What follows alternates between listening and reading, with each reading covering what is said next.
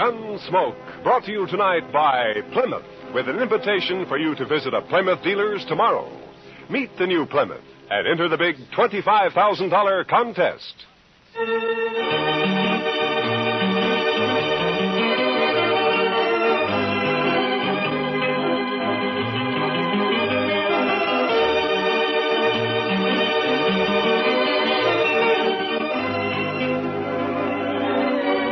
Throughout Kansas and in the territories on west, there's just one way to handle the killers and the spoilers.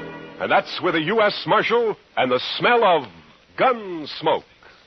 It's here, a new kind of low-priced car. The exciting 53 Plymouth, completely new, completely beautiful.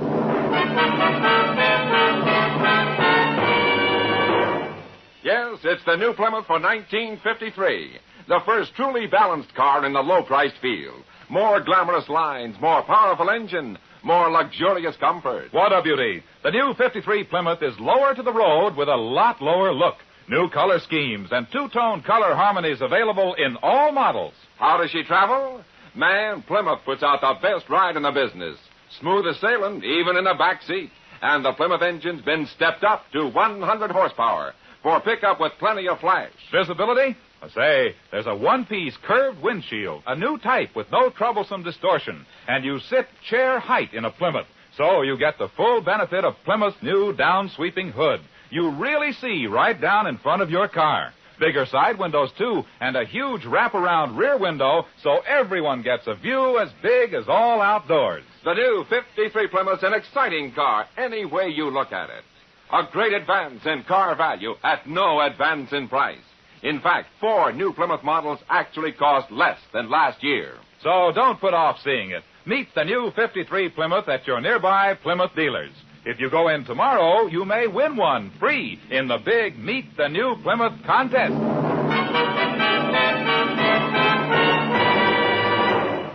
And now, Gunsmoke, starring William Conrad. The story of the violence that moved west with young America.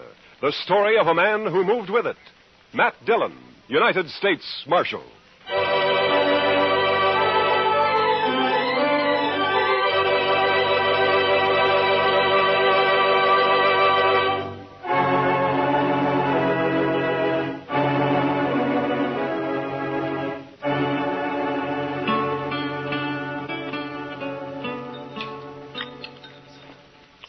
The cook sure must have had a bad night, Mr. Dillon. Well, how do you figure that, Chester? Well, sir, I never saw so much chili pepper on a couple of poor eggs. He must figure everybody's got a hangover this morning. Almost everybody usually has of a Sunday around here. Well, now, I clean forgot all about it being Sunday. No.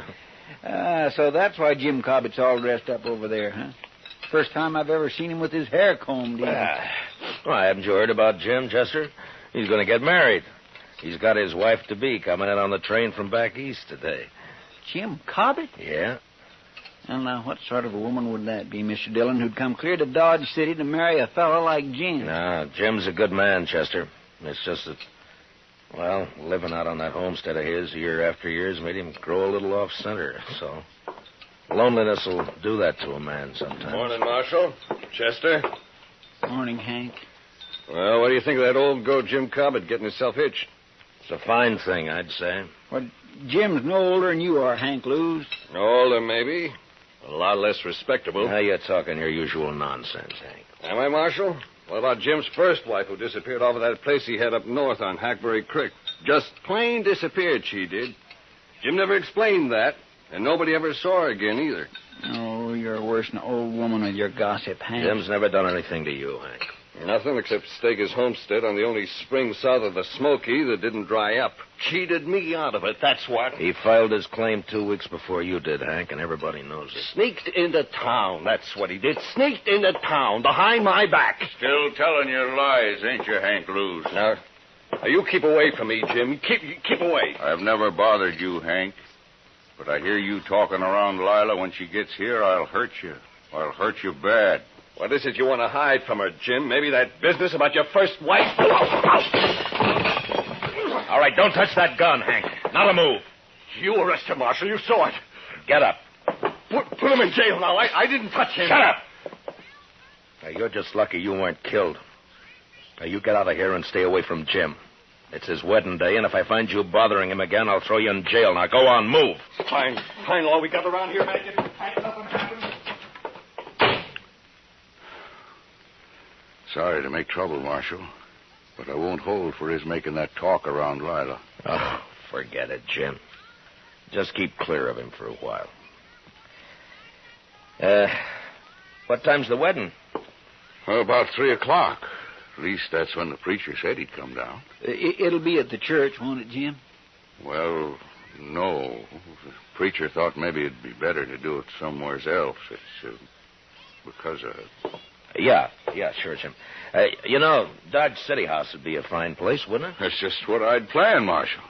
I brought a jug of corn in with me in case anyone came around, maybe. Jim, I wouldn't miss it for the world. I'm going to be there for sure. Yeah, me too, Jim. I certainly do enjoy a wedding. I never got married myself, but I sure do like to watch. See you later, Jim. Sure, Marshal. We'll be there, Jim. Bye.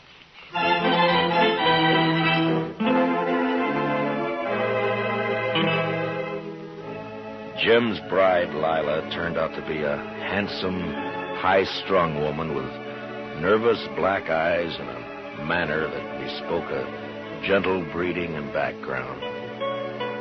I watched her, and I wondered how she'd ever make out in this crude, raw country she'd chosen to come to. It was never mentioned how she and Jim had got together, but the few friends who gathered for the wedding didn't care. We were all pleased that Jim finally had a wife to break the loneliness that he'd set upon himself for so long. And after the brief ceremony at the Dodge City House, we told him so. Well, it's about time, Jim. If you don't mind my saying so, ma'am, you should have filed on him long ago. Why, yes. I mean, of course. Open the jug on the table there, Si. It's good corn. Well, thank you, Jim. My throat is a mite dusty. Help yourselves to the liquor, boys. Thank you. Well, congratulations, Jim. And Miss Cobbett, my best wishes to you, ma'am. Thank you, Marshal Dillon. Now, you make Jim bring you to town and see us once in a while. He never came in much when he was alone out there. Oh, I'm sure he will, Marshal. I sure hope so, ma'am. Help yourself to the jug there, Chester. Well, thank you, Jim. If I can get it away from Si long enough, I will. You stay in here tonight, Jim? Well, no, Marshal. I brought the wagon on account of Lila here, and it's a slow way of traveling. Take a day and a half at best.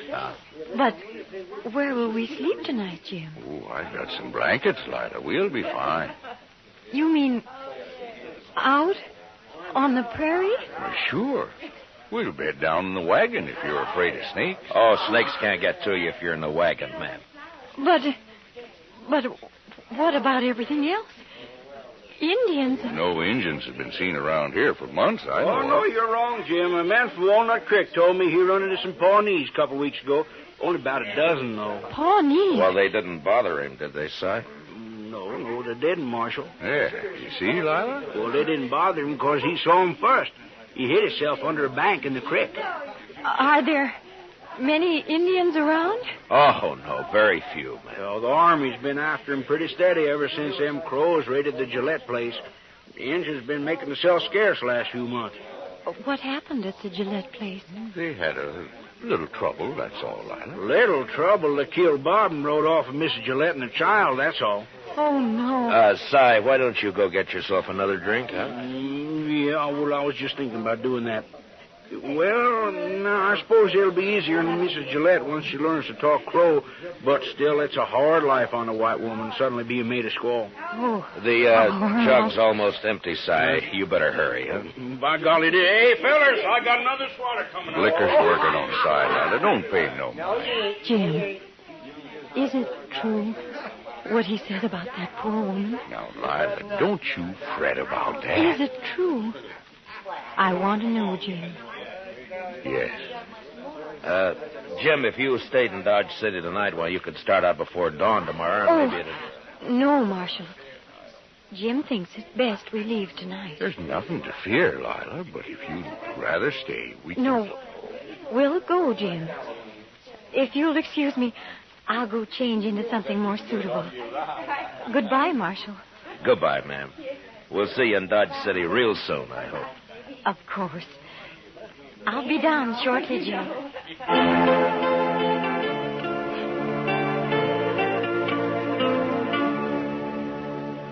Maybe it was best that way for Lila to face out her first night on the prairie, not far from Dodge. Nothing would bother him that close to town, and it'd make it easier for her on the next night. And they left. And that's all we heard about them for, a month or so. Dodge City was fairly quiet, except for 1 week when a Texas herd arrived. 2 boys were killed the next night, and another a few days after. But then things cooled off and became peaceable again. Hank Blues, he's in town, Mr. Dillon. Oh, no, Chester. Well, there ought to be a law against it, that's all. He said he was coming here to see you in a few minutes. Look, you talk to him, Chester. I think I'll go upstairs and pick on the doc for a while. Oh, he doesn't want to see me, Mr. Dillon. I'll send him up when he comes. Chester, no.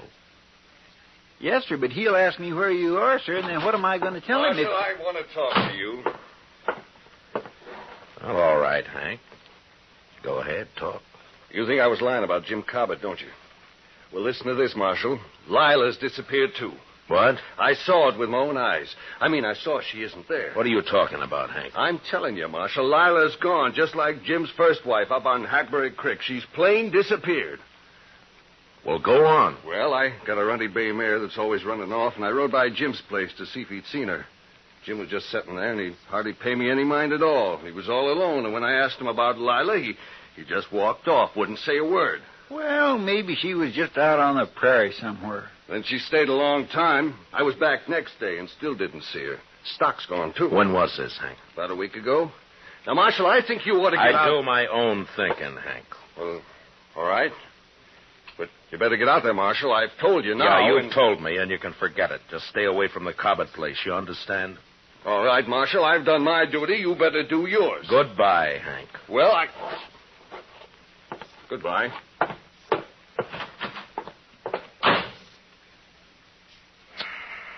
What are you going to do, Mr. Dillon? Only thing we can do, Chester.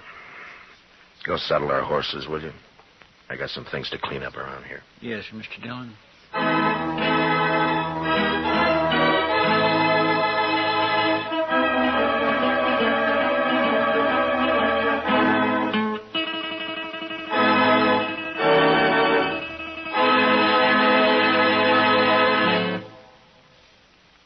Big doings at all Plymouth dealers.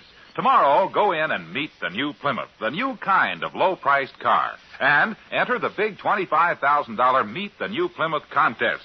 All you do is look her over, compare, ask questions. There'll be people on hand to explain the new body design, new type suspension, new springing, how they combine to give you a ride that's unbelievably smooth. The first truly balanced ride in the low-priced field. Believe me, you'll be enthusiastic. So just transfer that enthusiasm in 50 words or less to a contest entry blank. Tell what you like most about the new, truly balanced Plymouth for 53. That's all there is to it, and you may win a 53 Plymouth or one of hundreds of cash prizes. But entries must be mailed by Monday midnight. So hurry, get an official entry blank containing all the easy rules tomorrow when you go in to meet the new 53 Plymouth.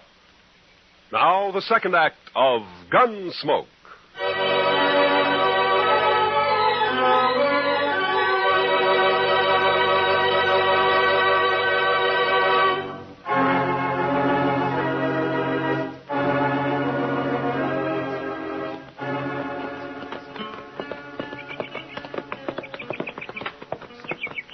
Sure looks quiet around here, Mr. Dillon. Yeah.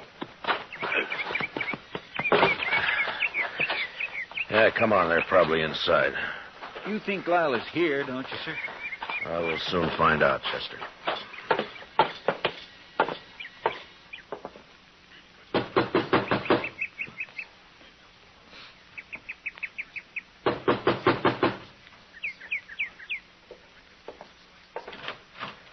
Hello, Jim.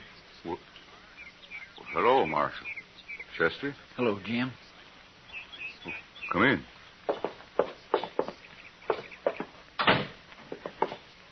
How How have you been, Jim? Hank Lewis told you, didn't he, Marshal? Where is she, Jim? Hank Lewis said I killed her, didn't he, Marshal? Oh, now, Jim, you know I don't pay any attention to what Hank Lewis says. Then why'd you come here, Marshal? To help you. If you're in trouble. Lila isn't here. And I'm in trouble, all right. Well, what happened, Jim? Where is she? I don't know. What? Well, Injuns, party of crows, they took her. They took her. Indians? My goodness. You mean you were raided here? Maybe 10 days ago, a war party, about 12 crows. Well, what happened? Well, Lila was out there by the spring.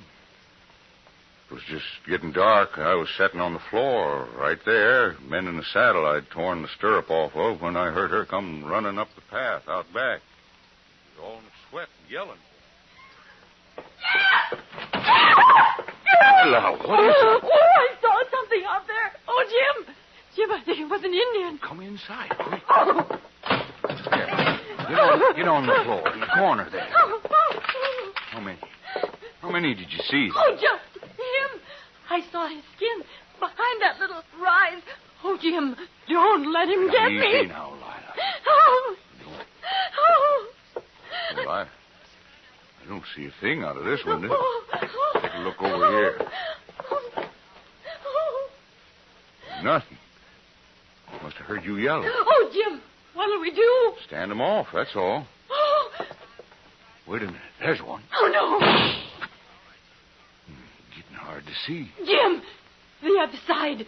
They'll sneak up on the other side. Might be one behind that log out there. Oh, no. But we'll just wait. Oh. They'll get bolder in the dark. I can pick them off easy. Oh, Jim. Jim, they'll carry me off like they did that other woman. I can't stand it, Jim. Here. Take that 6-year-old. Yes, I will. I will. It won't take you while I'm alive. I promise you that, Lila. Wait a minute. They're down at the corral. Oh, no. They're after our horses. That'll show them. Here he goes. There was one behind that log. Oh, Jim, I can't stand it. They're sneaking up on us. We'll just wait. Let them get in the open. Wait till a little more. Then when they jump and run on us,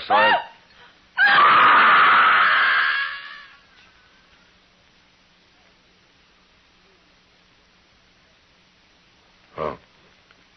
Go on, Jim. What happened then? Yeah. What'd they do when they rushed you? Well, one of them must have got in the window behind me. When Lila screamed, I was knocked out, and when I come to, the engine was gone. Lila was gone, too. Were you shot, Jim, or what? No. The engine must have got behind me somehow and clubbed me, that's all. Did you try to follow him?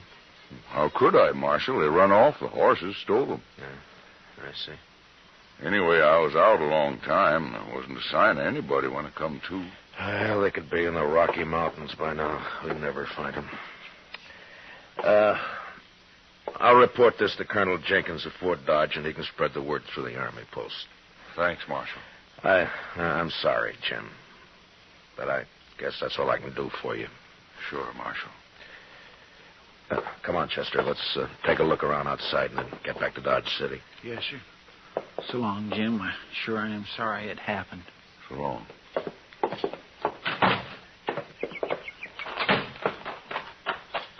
Jim's pretty broke up, Mr. Dillon. Yeah. That's terrible. And her a squaw now. Yeah. My, aren't those pretty, Mr. Dillon? What? Hey, that bunch of columbine there, growing right in a row. I think I'll just put one in my hat. No, wait a minute, Chester. Huh?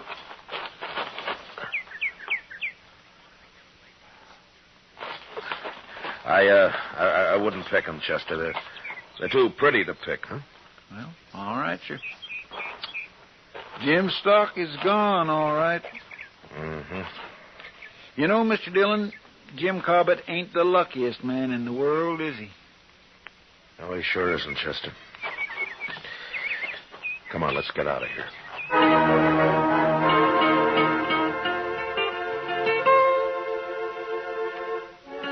It was the day after we got back to Dodge City that the trouble started, as I expected it would. Chester spread the story about the Indians kidnapping Lila Cobbett, and it wasn't long before some of the men began to question it. And a group of them, headed, of course, by Hank Lewis, came to see me. Marshal, we want to know when you're going to arrest him. Hank, it'd be better if you'd let somebody else do the talking. Your record against Jim Cobbett's pretty strong. Marshall's right, Hank. You always did talk too much anyway. I want justice done, that's all, and I mean to get it. Oh, shut up, Hank. Marshal, Hank sort of talked us into thinking you don't aim to do anything about Jim Cobbett. Is that true?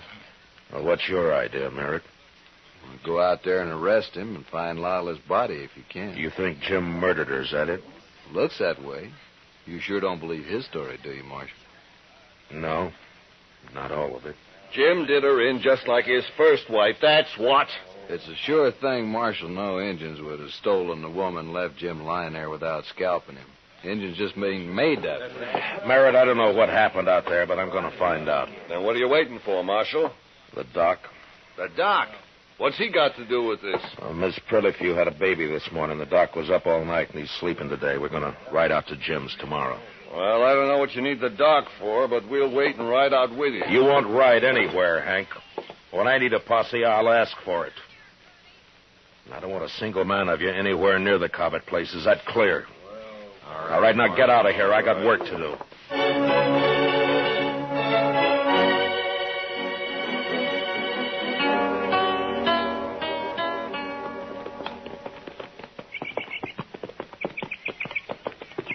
It's a mighty lonely-looking place, Matt. Yeah, it is. I wonder what Lila Cobbett thought when she first saw it. She must have been mighty fond of Jim to come here at all, seems to me. Yeah. Well, I hope Jim's still there. Isn't that him there? Down by the corral there, isn't it? Oh, yeah. He's got a new horse. Oh.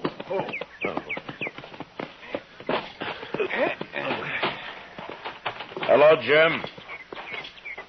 What are you doing here, Doc? I had to bring the doc, Jim, to perform a sort of autopsy. Autopsy? On Miss Cobbett. It's necessary, Jim, or I wouldn't do it. Marshal? Now, don't do it, Jim. You wouldn't have a chance. No. Take his gun, Chester. Yes, sir. All right, Jim, let's you and me go on into the house, huh? I don't imagine you want to watch this. Well, where is it, Matt? You want to tell him, Jim? Over there, under that row of columbines. Well, I'll... So, that's why you wouldn't let me pick any, Mr. Dillon. I watered the ground a lot to make it hard. It was a good job, Jim. Come on, let's go in the house. Shovels out back of the corral. I'll get it. Well, all that water and it didn't do any good.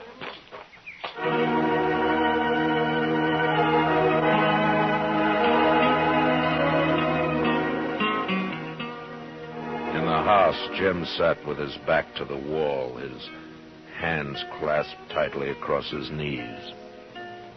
He was so gaunt and leathery that I wondered if he'd bothered to eat anything at all since this had happened. He just sat there as if waiting to be sentenced and not caring very much one way or the other. Finally, Doc and Chester were finished, and they came into the house. We put her back, Jim. Right where you had her. Yeah. And it wasn't easy, Matt. Yeah, I know. But what did you find? Well, she was killed by a .45. Fired at close range. Bullet entered her head just under... Never mind, Doc. Jim's gun here is a .45, Mr. Dillon. You want to tell us about it, Jim? You think I killed her, Marshal? Well, it looks that way, Jim. But I still can't believe it. Thank you, Marshal. If you did it, Jim, you're going to hang for it. The crows didn't attack the house, Marshal. They never aimed to. They just dodged around out there, some of them, to cover for the ones that ran the stock off. They didn't want to fight, just to stalk. Yeah, it's happened before. Lila screamed and screamed. I guess she went kind of crazy. Then I heard a shot. First I thought she was shooting at the engines, but then I saw her on the floor there. I didn't care after that. They could have come right in there. They could have done anything they wanted. I didn't care. You had given her your 6-gun, is that it? Yes. The crows didn't bother you after that? They just took the horses and left? I didn't care about them. I buried Lila out there right away. And I sat there on the ground all night. Everything would have been all right, Marshal, but when Hank Lewis came by, I got scared. I didn't want to talk to him, but I knew what he'd say. So, I put water on the grave and tried to hide it. Except for the flowers I'd planted. I just couldn't not have planted flowers there. He's telling the truth, Matt. Yeah, Jim isn't lying. No, sir, he certainly isn't. There's no reason I know of why Jim should stand trial. What about Hank Lewis, Mr. Dillon? He'll make trouble. The 3 of us here have heard the story and seen the evidence. Hank's talk doesn't mean a thing. I have no cause to arrest Jim. Then I can go, Marshal? Go? Go where? I don't want to live here anymore. It's like the other place up north after my first wife rode off. She just said goodbye and rode off one day. I was ashamed of that, so I never told nobody what happened. I left the place. Like I'm leaving this one. Well, you got to settle down sometime, Jim. No, I don't. I got bad luck both places. I won't settle down no more. We won't stop you, Jim. I think I'll go now, Marshal. I don't want to spend another night here. I'll get my things together. Yeah. We'll wait outside. Come on, Chester. Doc.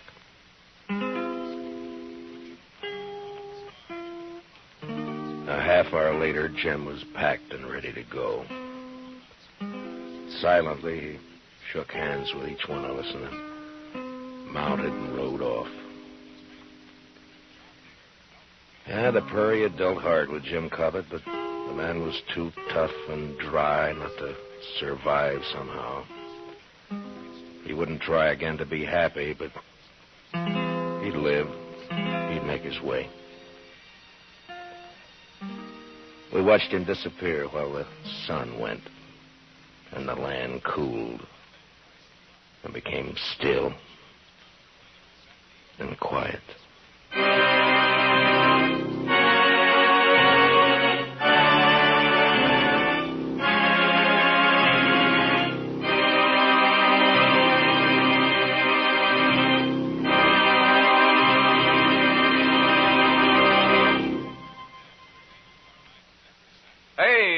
The big Plymouth contest closes Monday midnight. Your last chance to win a new 53 Plymouth free or a big cash prize. Go to your nearby Plymouth dealers tomorrow. Meet the new Plymouth. Look it over stem to stern. Ask questions. Find out all about this new kind of low-priced car. Then, on an official entry blank in 50 words or less, tell what you like most about this great new beauty. But remember, entries must be mailed by Monday midnight, so be sure to visit your Plymouth dealers tomorrow to pick up your contest entry blank and meet the new 53 Plymouth.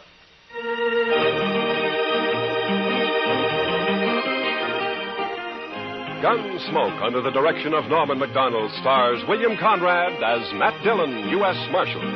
Tonight's story was specially written for Gunsmoke by John Meston, with music composed and conducted by Rex Corey. Featured in the cast were John McIntyre and Jeanette Nolan, with Paul Dubois, Jack Crucian, and Harry Bartell. Harley Bayer is Chester, and Howard McNear is Doc. Gunsmoke was brought to you by Plymouth, along with a reminder that you visit your Plymouth dealer tomorrow and enter the Meet the New Plymouth contest. Remember, entries must be mailed before Monday midnight. Clancy Cassell speaking.